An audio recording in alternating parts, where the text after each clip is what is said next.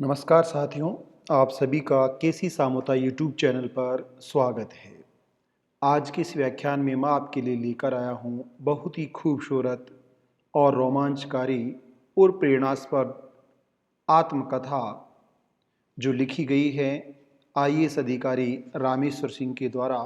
और इसका टाइटल आप देख सकते हैं, रामेश्वर सिंह पूर्व आईएएस, मेरी कहानी मेरी जुबानी, कहानी स्वाभिमान के साथ प्रशासन की। साथियों, दुर्लभ हालातों में अपने जीवन को कैसे जिया जाए और अपने सपनों को कैसे पूरा किया जाए, इस कहानी की प्रेरणा हमें मिलती है रामेश्वर सिंह की आत्मकथा से। साथियों, असंभव कुछ भी नहीं है। रामेश्वर सिंह ऐसे ही भारतीय प्रशासनिक सेवा के अधिकारी रहे जिन्होंने उन सपनों को अपने गांव में जिया, जिन्होंने सब कुछ खोया लेकिन कुछ भी नहीं खोया। हम कह सकते हैं, एक 10 साल का बालक जिसके पिताजी, बड़े भाई और 2 बड़ी बहनों का निधन उसकी आंखों के सामने केवल 2 साल में हो गया। माटी उसका बिछोना और आसमान कंबल था। स्वाभिमानी लड़के ने ट्यूशन से पैसे कमाकर पढ़ाई जारी रखी और इंटर बोर्ड राजपूताना में दूसरा स्थान प्राप्त किया। छात्रवृत्ति से बीए और एमए की परीक्षा प्राप्त की, दोनों उपाधि प्राप्त की। दोनों परीक्षाओं में पूरे राज्य में पहला स्थान पाया। पहले आरएस बने और फिर आईएएस बनकर लोगों के हित में कठिन से कठिन काम की, वह भी कठोर अनुशासन और स्वाभिमान के साथ।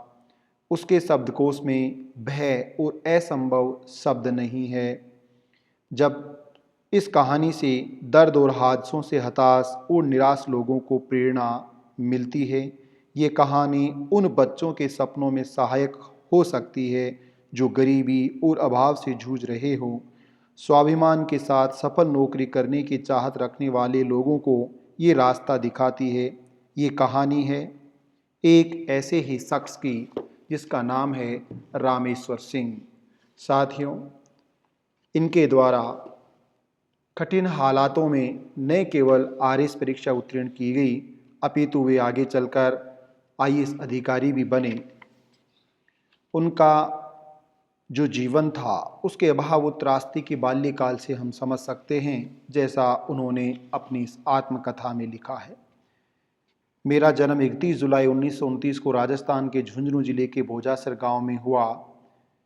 पिता रूपाराम जी और माता पेमा देवी साधारण किसान थे। 6 भाई बहनों का परिवार था और रामेश्वर सिंह उसमें सबसे छोटे थे।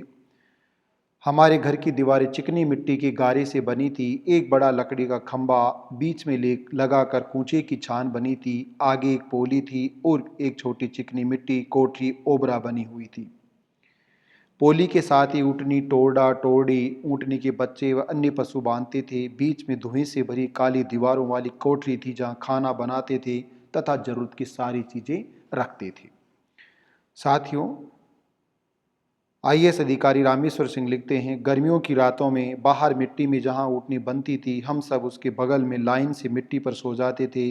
बिना कमीज पहने केवल जंगिया पहन कर ही सब भाई सोते थे। मैं जाना बाई और माँ के बीच में सोता था। एक बार सोते समय एक बिच्छू ने काट लिया। बहुत ज़्यादा दर्द हुआ। तब जाना बाई ने उस जगह को बहुत दुलार से इतना सहलाया और इतना स्नेह दिया कि मैं दर्द भूल ही गया।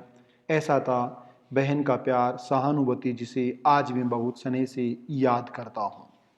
आज जब मैं अपनी जीवन की कहानी लिखने बैठा तो मुझे अपने उन दिनों की हालात पर तरस नहीं आया, बल्कि याद आई तो केवल चांद और तारों से भरी सुंदर आसमान की चादर, जिसे ओढ़कर हम रात की मीठी नींद सोते थे। अब तो चांद और तारों से भरे आसमान की चादर को रात में देखे हुए कई दशक बीत गए। वे सब मेरे बचपन की कभी ना भूलने वाली अनमोल यादें हैं।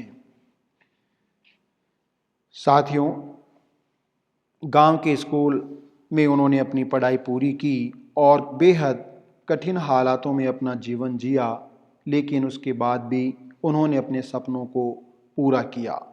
उनके परिवार पर वज्रपात हुआ। पिताजी के निधन के आघात का असर चल ही रहा था कि अचानक मेरी दोनों बहनों जानाबाई, सुरजीबाई का निधन हो गया।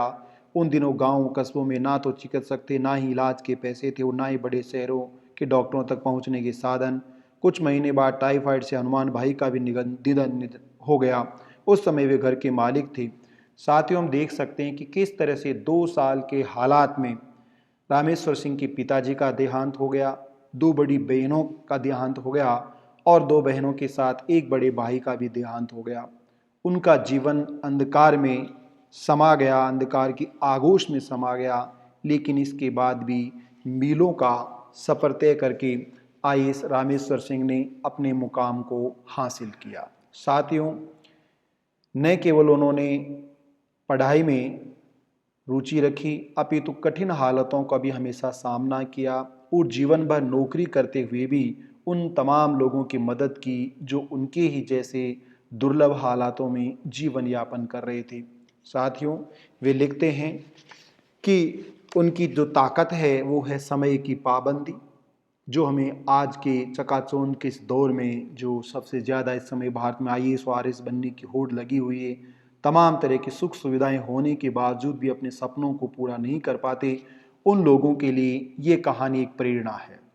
वे लिखते हैं उनकी ताकत है समय की पाबंदी, हमेशा पंक्चुअल होना चाहिए, कठोर परिश्रम मेहनत करना चाहिए, दया भावना रखनी चाहिए, अपने स्वाभिमान को कायम रखना चाहिए, आज का काम आज ही करना, हमेशा सच्चाई का साथ देना, स्पष्टवादिता रखना, नियमित स्वास्थ्य का ध्यान रखना, समय पर घूमना, समय पर भोजन करना, समय पर सोना।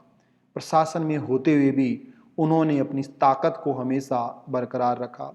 वो बताते हैं कि उनकी कमजोरी है क्रोध और जल्दबाजी।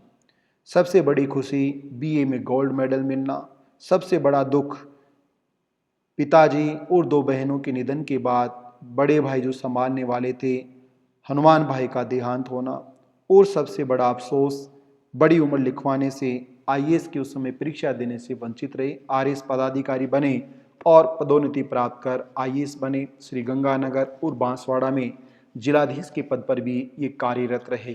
साथियों, रामेश्वर सिंह पूर्व आईएएस, मेरी कहानी मेरी जुबानी, छान का घर, बालू मिट्टी का बिछोना और सुंदर नीले आसमान की चादर के साथ बेफिक्र नींद आती थी, उस समय के हालातों को वो बयां कर रहे हैं। साथियों, उन्होंने न केवल इन हालातों में अपने आप को झकझोरा, अपितु प्रशासनिक सेवा में रहते हुए अनेक ऐसे कार्य किए जो उन्हें आज भी अनेक लोगों के बीच स्मृति में बनाए रखते हैं। अद्वितीय, निर्भीकता, अहिंसा और तमाम तरह के गुणों से पुरजोर रहे हैं। तो हाँ, मैं सभी को ये मेरी कहानी मेरी जुबानी रामेश्वर सिंह की आत्मकथा पढ़ने की सलाह देता हूँ। विशेष रूप से वे विद्यार्थी जो गरीब तबके से आते हैं, जिनके हालात अभी भी बहुत अच्छे नहीं हैं, ऐसे विद्यार्थी इस आत्मकथा को पढ़कर अपने आप को इससे जोड़ सकते हैं और अपने सपनों को पूरा करने के लिए जुट सकते हैं।